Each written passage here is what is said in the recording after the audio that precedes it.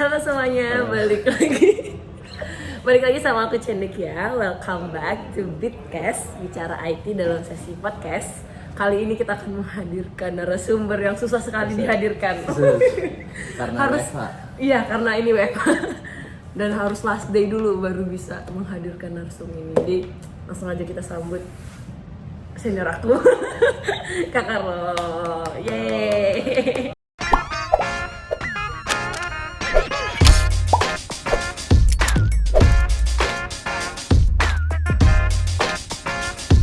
Oke, mungkin dari Kak Carlo boleh perkenalan diri dulu, Kak. Kenalin, nama gue Carlo Naiwan, as a senior QA platform di PPG sini. Baru sih seniornya. Ibu ngerendah banget, padahal udah lama kerjanya. Ya, tapi ya ini teman-teman, ini senior aku sekaligus juga buddy aku. Jadi aku sebenarnya punya 2 buddy gitu ya. Iya, Kak Carlo dan Agus gitu. Nah, hari ini sebenarnya ini adalah pertanyaan yang teman-teman sering tanyain di IG gitu ya, dan minta aku menjawab, tapi aku merasa tidak punya kapasitas untuk menjawab itu, jadi makanya aku hadirkan yang lebih punya kapasitas untuk menjawab gitu. Amin gitu ya. Nah, hari ini Kak, kita mulai dulu nih Kak dari nanya dari nilai Kakak dulu. Belakangan ini Kakak lagi sibuk apa aja sih di kantor gitu? Ya, asa produktif setiap harinya aja sih, karena ya ada project ya, terus kita grooming, kita bikin task case-nya, kita execute. Sesuai ini lah requestan dari product manager. Oke. Nah, tapi mungkin tadi ada istilah-istilah nih Kak. Tadi kan banyak banget istilah. Nah, mungkin sebelum lebih jauh kita bahas ke sana gitu, mungkin boleh perkenalan dulu sih Kak. QA itu sebenarnya apa sih Kak? Quality assurance itu apa sih sebenarnya? Kalau simpelnya sih sebenarnya pencari bug sebelum bugs itu nyampe di user gitu, meminimalisir lah lebih tepatnya. Sebenarnya bugs itu pasti ada, tapi kita sebagai QA itu kita meminimalisir aja dulu sebelum user itu mendapatkan, jadi nggak bad experience gitu. Oke. Berarti finding bugs lah ya, orang yang finding bug itu adalah sebelum di deliver ke user gitu atau customer. Itu udah ini banget ya teman-teman, manusiawi sekali bahasanya teman-teman. Semoga teman-teman mengerti gitu ya. Nah, lanjut lagi nih Kak. Dari Kakak sendiri, pertama kali Kakak belajar QA itu kapan sih? Sebenarnya background kuliahnya dulu di Kak, boleh Kak? Carlo nih dulunya sebelum IT di Binus, tapi pas-pasan karena dulu juga nggak bisa ngoding. Dulu cuman bisa database aja, SQL. Query gitu ya Kak. Tapi tetap dulu tuh nggak tahu yang namanya QA, itu nggak tahu. Kita nggak tahu namanya QA dulu tuh. Berarti selama kuliah dulu nggak kesentuh sama sekali. Nggak dapet ilmu pun nggak ada gitu. Ada kerja namanya QA pun nggak tahu gitu. Menarik. Jadi ya dulu tuh juga udah putus asa karena nggak bisa ngoding kan, Carlo kan. Dulu pun bisanya cuman kayak PHP gitu-gitu doang, bikin website biasa doang. Terus ya udah sampailah nyerah. Terus adalah teman yang nawarin QA, coba QA di sini. Tadinya itu pas udah lulus ditawarin? Udah lulus. Wow, oke. Tadinya malah udah pasrah lah, mau kerja apaan aja, mau jadi CS bank itu udah Carlo mau approve itu offeringnya tuh. Berarti sempet tawaran itu udah interview, udah jadi CS bang, udah mau gitu loh. Tapi sambil berjalan ternyata Carlo apply juga jadi QA di startup Medico di under Mayapada. Di situ interviewnya tuh tesnya tuh kurang lebih database, dan alhamdulillah Carlo bisa semua database gitu. Karena Kakak sebelumnya udah punya skill query-nya ya. Database juga masih standar kok, masih basic, dan lo bisa gitu loh. Ternyata ya gitu. Ternyata bisa kita jadi seorang IT tanpa bisa ngoding gitu loh. Dan peran QA itu nggak serta-merta jadi pemeran sampingan doang, tapi utama juga gitu loh, utama juga. Ya, kurang lebih seperti itu. Gila sih. Jadi beneran yang no idea ya, pas udah lulus tuh no idea sebenarnya, nggak tahu sama sekali gitu. Dulu QA itu tabu banget, nggak ada info apapun. Berarti di tahun Kakak tuh memang belum, kalau di zaman Chen kan udah hype nih, kayak betul. udah mulai banyak pelatihannya, kelas-kelasnya. Ya betul, kelas-kelasnya dulu nggak ada. Dulu ya udah. Nah, ini front end developer dulu kan gitu-gitu doang kan. Iya betul. Nah, menariknya ini Kak, maksudnya waktu Kakak kan masih tabu banget tuh, bahkan belum ada kelas-kelas kayak Chen kan. Bahkan kayak Chen nih belajarnya waktu internship gitu kan, kebetulan dapat trip di pagi-pagi. Jadi akhirnya dapat belajar. Nah, kalau Kakak gimana belajarnya gitu? Belajarnya ya alhamdulillah sih itu startup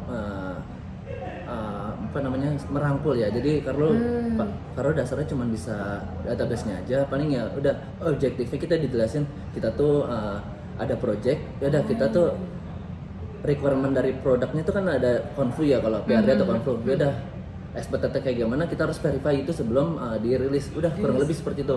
Selebihnya ya inisiatif aja. Oh sekarang ada tools kayak gini. Oh sekarang lebih efisien begini buat TC-nya. Dulu mah ya udah simple execute aja terus expected-nya apa gitu ya. Berarti secara nggak langsung kakak juga nge-build apa ya? Sistem QA di dalam perusahaan itu ya. Sama-sama grow lah berarti. Ya sama-sama itu. grow. Sih menarik. Tapi kalau teman-teman sekarang udah enak banget kali ya kak. Kayak kalau mau belajar tuh rasanya udah ada internship, udah ada kelas, kemudian udah ada pelatihan, workshop. Itulah. Jadi ya semoga kalau yang mau terjun ke dunia QA. Dulu mungkin di YouTube nggak ada namanya quality assurance yang bahasa Indonesia tuh nggak ada mungkin. Iya. Sekarang tuh di mana-mana ada. Belum lagi di LinkedIn sekarang udah ada yang nge-share cara ini. Iya. Dulu mana nggak ada gitu. Oh berarti dulu kakak termasuk belajarnya via YouTube tapi asing gitu ya? Belajar full dari senior sih. Dari senior nggak ada sama sekali nih, dulu masih awam banget. Nggak ada. Belajar sama senior dulu. Itu tahun berapa kak masuk jadi QA pertama ya? Berarti 2017. Wah cepet juga ya growth-nya. Ini kan 2023 ya? 2017. Iya. Ini udah tren banget sih kalau QA ya. Dan tidak bisa dianggap sebelah mata lagi Ya, gitu. betul. Kalau perusahaan tanpa QA ya udah, kalau bug-bug itu huru hara lah itu kalau di production tanpa QA berarti ya kayak aplikasi-aplikasi government lah ya. Iya betul. Yang sangat Betul. Iya. Yang mau register aja nyangkut. Iya, Nah itu berarti nggak di QA-in dulu. Betul. Tapi nggak bisa disalahin juga ya kalau aplikasi-aplikasi yang memang nggak ada role QA di dalamnya ya memang kemungkinan besar mereka bakal ngadepin itu gitu. Ya. Tapi berarti secara nggak langsung QA juga pegang peran ini dong kak, tanggung jawab nih misalnya ternyata habis di testing ada bug, siapa tanggung jawabnya? QA berarti. Ya betul. Okay. Tapi lebih sebenarnya kalau dari quotes ya semua tanggung jawab project itu semuanya di semua stakeholder. Tapi ya gitu. Kita sebagai yang PIC tester gitu. Ya udah mau jadi kayak tanggung jawabnya lebih besar gitu loh. Kenapa bisa kelewat? Kenapa ini? Iya. Jadi ya tapi sebenarnya dari tim pun kalau misalkan nggak major itu nggak ada punishment pun nggak ada gitu. Kita ya namanya manusia namanya kelewat, tapi seenggaknya kita meminimalisir aja. Iya. Betul. Oh berarti enaknya di sini ya nggak ada saling salah menyalahkan ya kan. Oke, nice. Tenang gitu teman-teman, walaupun bebannya berat gitu ya, tetap pada takut nggak mau daftar QA. Oke. Nah kakak kan sekarang kerja di startup nih kan. Startup siapa yang nggak tahu pergi. Nah menurut kakak sendiri nih, apa sih the most different things yang kakak rasain waktu kakak kerja di startup? Entah itu boleh lah kayak kelebihannya atau menurut kakak apa gitu yang menurut kakak paling berasa. Sebelumnya kakak selain di startup pernah nggak? Pernah juga? Oh belum? Semuanya paling intern dong sih, intern di kementerian. Itu boleh lah di nggak apa-apa kan ini kan buat pembelajaran teman-teman. Ya. Tapi ini di note ya teman-teman, belum tentu setiap perusahaan punya ini. Ini kan based on experience. Sebenarnya kalau ngebandingin government sama startup tuh sangat-sangat beda jauh banget ya. Mungkin kalau government tuh lebih kalau IT-nya kayak general aja gitu loh. Nggak ada QA, nggak ada. Pokoknya biasanya kalau di government rata-rata harus full stack bisa gitu loh rata-rata. Tapi kalau di startup tuh kita udah dipecah-pecahin. Bedanya itu sih kurang lebih. Paling kalau kultur yang beda tuh, kultur sangat-sangat jauh lah ya. Nggak usah dibahas lah ya. Itu kayak udah tahu deh, itu udah umum. Tapi kalau startup itu bisa jadi kulturnya itu beda-beda juga. Dulu karena tuh kalau startup tuh ada yang terlalu strict. Ya, misalkan jam 9 aja udah harus nggak boleh buka YouTube tuh ada juga gitu ditegur. Ada juga yang kayak gitu. Tapi kalau di pergi-pergi sih sekarang ini sangat-sangat fleksibel ya. Iya setuju sih. Mau datang jam berapa ya diatur aja, berarti pulangnya jam berapa gitu. Iya, Atau mau lanjut malam ya nggak apa-apa juga boleh gitu loh. Selama nggak ngeblok ke stakeholder lainnya. Iya betul. Makanya di sini juga ada jam discussion ya kan. Jadi jam 9 sampai jam 4 sore ya. Betul. Itu jam discussion. Dan juga yang perlu dinotis sih di sini pagi-pagi sangat-sangat nggak gila hormat sih. Iya. Di startup. Bayangin saya bisa ngobrol seenak. Enggak. bayangin lagi di sini tuh dulu Pak CEO lama itu Iya. Carlo sama CEO itu satu lift.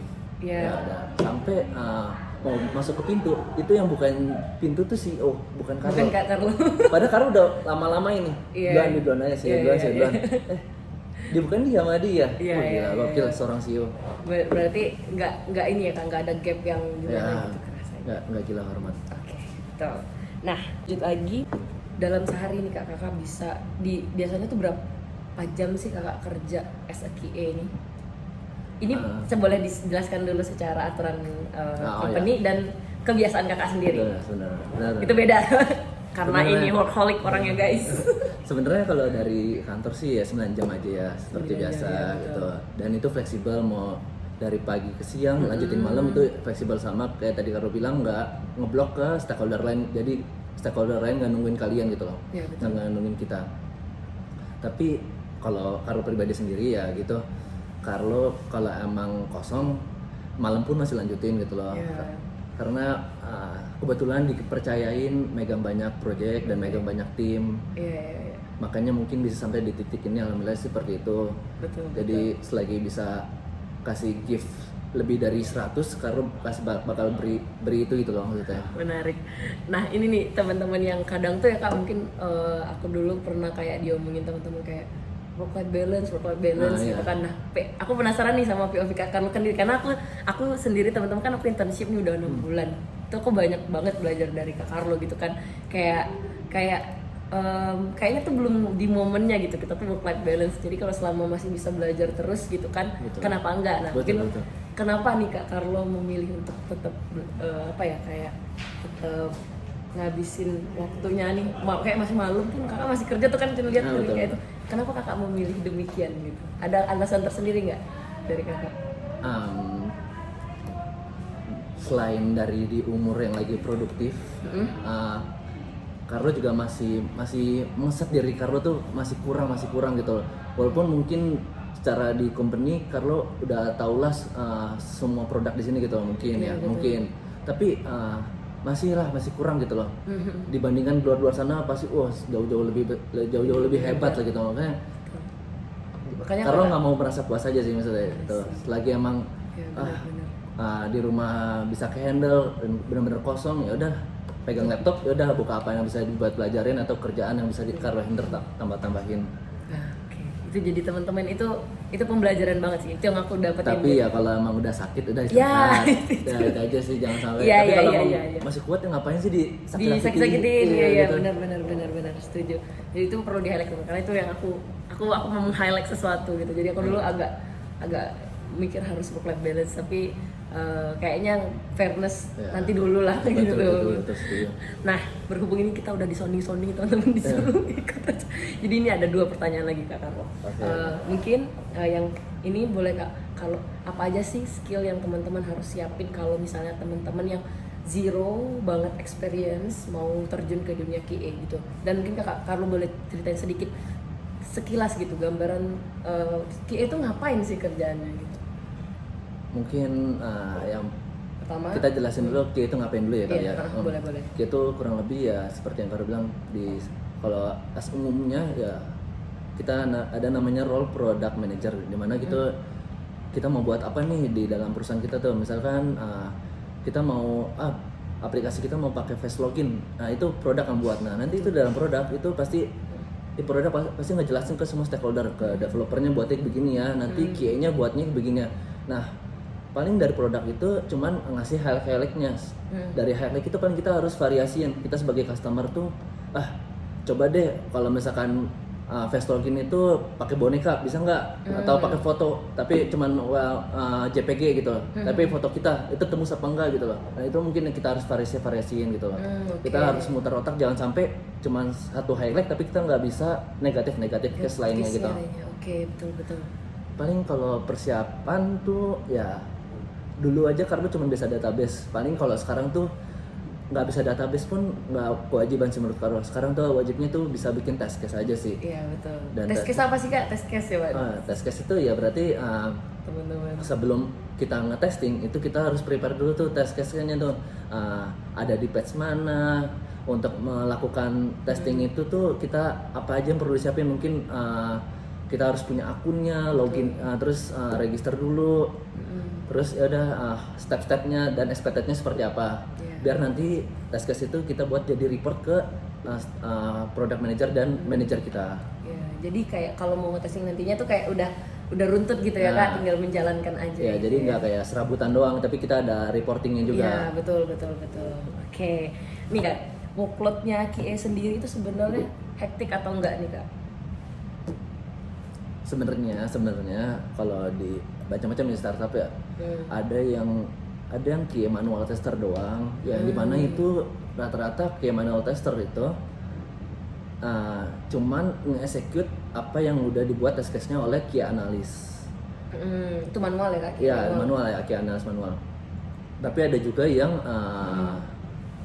full stack QA kayak Deepak begini, ada yang ngebuat test case-nya, ada yang execute-nya juga, ada yang buat automation-nya juga. Jadi kalau dibilang workload tuh beda-beda, tapi kalau di Pegi kita full stack.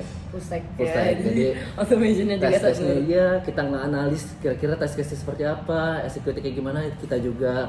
Terus kalau kita misalkan ada kelebihan bisa ngoding, ya kita automation-nya kita sendiri juga. Full stack. Oke. Tapi kalau di kantor-kantor lain tuh dipisah, Chan. Oh berarti bentar Kak, berarti QA itu sebenarnya nggak QA aja ya? Iya, banyak dipisah. Berarti ada QA analis yang kata Kakak tadi. Betul. Oh, Chen baru tahu nih, karena kita di sini banyak QA. Full stack langsung kan. Oh iya, berarti kalau kayak gitu workloadnya lebih Ya, enak lagi. Tapi ya mungkin kita plus minusnya mungkin workload kita banyak, tapi pengalaman kita jadi lebih cepat lah daripada orang yang baru startnya langsung manual doang, tester doang gitu loh. Bayangin teman-teman, aku 6 bulan di sini aku udah terlibat lebih dari 10 project coba. Tapi itu bukan gila ini kan. Ini diberi kepercayaannya yang gila ini kayak. Tapi aku bersyukur sih, jadi 6 bulannya jadi terasa worth it untuk diceritakan gitu kan. Chan juga gokil sih. Gokil apa? Intern rasa full time lah. Mana tetap di carry Kak Carlo itu, tetap dibantu. Oke, lanjut lagi nih Kak. Tadi udah bahas kan soal workload. Berarti depend on teman-teman role-nya sebagai apa ya Kak nanti. Jadi harus dibaca dulu nanti kalau teman-teman daftar. Betul. Terus QA itu harus bisa ngoding nggak Kak? Ini yang paling di highlight nih. Ya. Jawabannya semua tergantung kalian apply-nya di mana. Ada yang mewajibkan ngoding, padahal sebenarnya ntar kerjanya nggak ngoding gitu. Ada juga gitu. Ada seperti yang gitu. Betul. Tapi kalau untuk baru awal itu nggak wajib coding sih menurut Carlo. Gimana kaliannya carinya expectednya kayak gimana dulu. Kalau kalian mau langsung lompat ya berarti kalian harus belajar codingnya. Tapi kalau misalkan mau perlahan ya berarti kalian bisa bikin test case dan paham apa yang namanya problem solving yang kuat. Itu kayaknya pasti lolos gitu. Iya. Sebenarnya rata-rata interview sih pasti perihal pertanyaan problem solving. Iya betul. Kemarin pergi juga gitu ya sama Kak pertanyaannya. Iya. Berarti nggak harus ya teman-teman. Cuman balik lagi ke perusahaannya masing-masing. Betul. Kalau perusahaannya udah automation semua, mau nggak mau kita harus minimal punya basicnya pasti. Karena gimana sih Kak coding ke automation? Kakak Carlo udah automation ya teman-teman, jadi mungkin bisa diceritain. Kakak kan pernah juga belajar coding yang sebenarnya coding gitu kan, sama yang kakak belajar coding automation. Nah itu boleh di compare nggak Kak? Biar teman-teman ada bayang ini. Menurut Carlo beda ya? Bedanya apa? Jadi mungkin kalau misalkan Carlo juga masih basic ke middle kali ya, untuk coding itu, untuk automation itu. Jadi kalau misalkan kita mau belajar mau ngoding itu harus belajar full Java, enggak, untuk Carlo enggak perlu. Yang penting itu kita tahu logiknya. Kalau automation tuh misalkan ngeklik ini sintaksnya apa, udah cukup kita yang tahu tuh sintaks itunya aja gitu loh. Taruhnya di repository mana, expect-nya gitu-gitu, file-filenya. Tapi kalau misalkan full Java, ntar kalian udah pusing duluan gitu loh. Iya, malah nggak jadi mau belajar automation nih Kak. Malah nggak jadi belajar automation. Jadi bener. kita yang penting kita goals-nya itu automationnya jalan dan kita udah paham itu codingannya kayak gimana. Nanti mau validasinya nanti aja kalau emang dibutuhkan di automationnya gitu loh. Tapi kalau kita belajar full Java kan udah kemana-mana belajarnya kan. Iya. Belajar ini, belajar data, belajar apa ya benar. Sebenarnya nggak perlu gitu, karena nggak terlalu jauh Javanya. Iya, betul. Tapi untuk automation alhamdulillah bisa gitu aja sih. Iya. Oke, Jadi nggak perlu full banget, nggak perlu gitu. iya betul. Sesuai kebutuhan aja. Jadi kalau teman-teman belajar mungkin jangan dipikirin dulu semuanya gitu. Nah, betul. Cari yang dibutuhin aja dulu ya kan. Betul. Kayak misalkan login ya udah sampai login aja gitu loh. Nggak usah sampai nanti akunnya diapain gitu, nggak perlu lah, nggak perlu jauh-jauh lah intinya. Iya. Yang penting mulai dulu nyicil-nyicil. Kalau Carlo sendiri belajar automation otodidak atau ada mentor juga dulu? Alhamdulillah otodidak sih waktu itu. Otodidak. Karena nemu tools yang memudahkan gitu waktu itu. Namanya Apa tuh? Katalon. Oh, Katalon. Jadi kita bisa record, terus record tersebut nanti ke generate sendiri tuh sintaksnya. Oh ternyata tanpa kita record pun kita generate ini paketin sintaks ini bisa gitu loh. Oh berarti Jadi bisa di record sambil belajar gitu loh. Oh oke. Ke generate soalnya sintaksnya. Berarti kalau nggak di record pun kita sintak sendiri bisa? Bisa. Oh oke. Berarti balik-balik lah dia Bisa ya? ya, memudahkan lah record itu. Katalon ya kan? Katalon. Untuk belajar tuh Katalon sangat-sangat, untuk yang pemula tuh Katalon sangat-sangat berguna banget. Berarti selain Katalon kakak ada yang lain dong? Atau Saat ini lagi belajar Selenium dan Playwright sih. itu di atasnya kak? Di atasnya. Di atasnya ya. Oke. Kita dari Katalon aja ya teman-teman. Katalan aja. Katalan aja dulu. Untuk Tenang. awal masih Katalan aja. Iya, Jadi iya. punya kebanggaan sendiri. Oh udah bisa automation. Itu nilai plus di perusahaan-perusahaan tuh. Iya betul. Nilai plus banget. Seenggaknya kita udah tahu logiknya gitu loh. Oke betul. Nah mungkin ini apa namanya? Jadi banyak ya pertanyaannya, aku jadi kepikiran.